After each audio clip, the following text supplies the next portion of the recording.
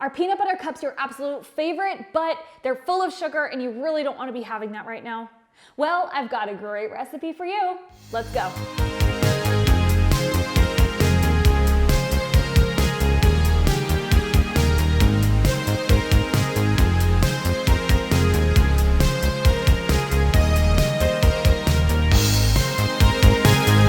Before we get started, please remember to like this video if you enjoy it, comment on this video if you have any future video suggestions for me, and subscribe to my channel if you want to see videos just like this one.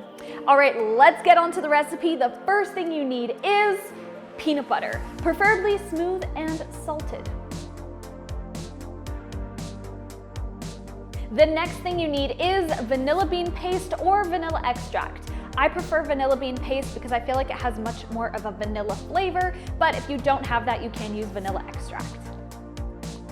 The next thing you want to add is your powdered monk fruit sweetener. Now you want it to be powdered and not the granular version because the granular version will get very grainy. You want it to be nice and smooth.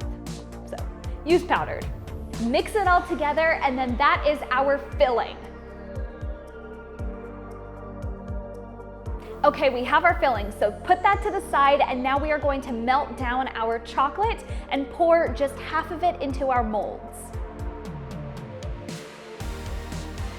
So I've let them solidify just a bit, so now it's time to fill it up with that peanut butter filling.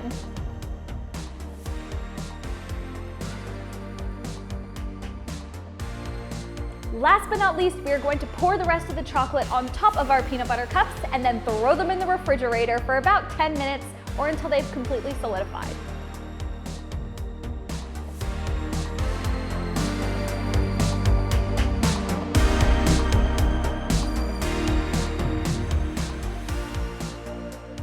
And we're done. We've got beautiful keto-friendly peanut butter cups that have no sugar in them but still taste amazing.